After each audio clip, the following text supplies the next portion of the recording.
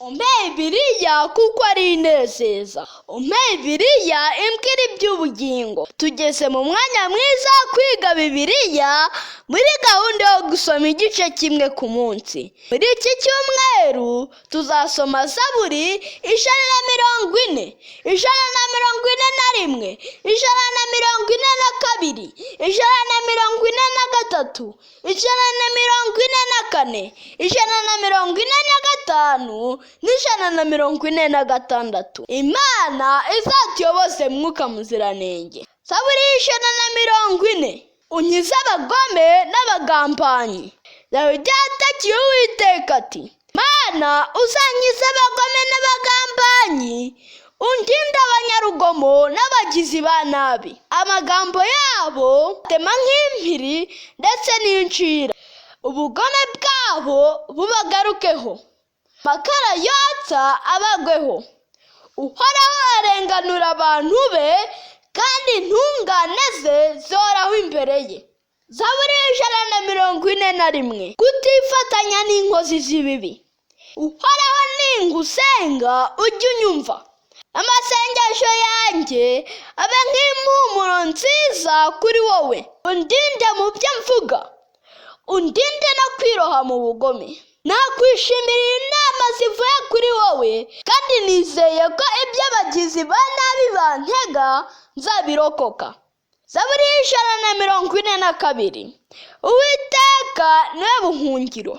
Dawidi yaravuze ati, ndatabaza Uhoraho wenyine, niwe ntakira, niwe menyesha ibyanjye byose.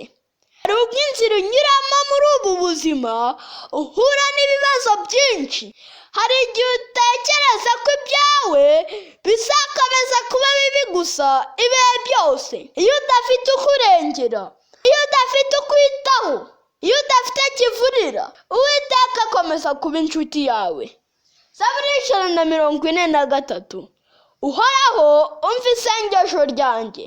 Dawidi yarasenze ati, Uhoraho wumva amasengesho yanjye no kwinginga kwanjye. Isi ntawe utunganye ngo abeho adacumura, ariko Imana yacu ni Imana igira impuhwe nyinshi. Ibyo yakoze byose n'ibyahamije birahagije ngo tumwizere. Imana iguhe Kristo ngo akugirire impuhwe. Zaburi 144. Uhoraho aduha ubuzima bwiza.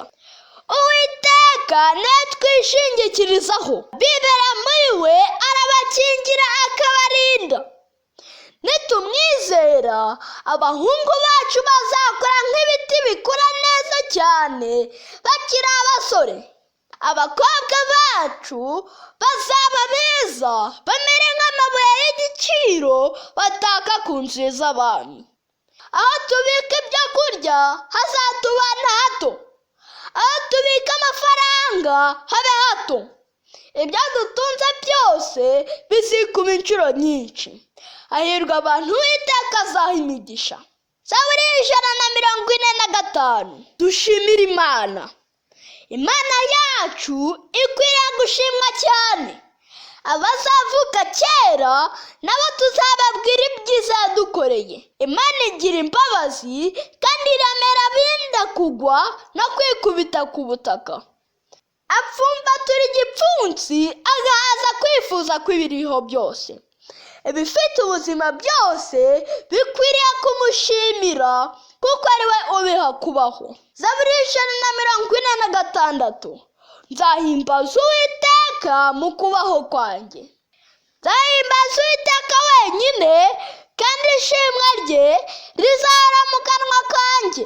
Ntimukiringire abakomeye cyangwa umwana w'umuntu, kuko uko yaba ari kose arapfa, umwuka we ugahera ndetse n'imigambi ye igapfuba. Ufite Imana ya Yakobo we ahora akomeye kandi afite ibyiringiro byo gutabarwa. Abakene, abimukira, imfubyi n'abapfakazi, indushyi n'abatagira kivurira, Uwiteka niwe ubahagarikiye. Muri iki cyumweru cyose Imana izakuyoboze mwuka muziranenge. Umpeye Bibiliya imbwira iby'ubugingo, umpe n'amagambo Yesu yavuze.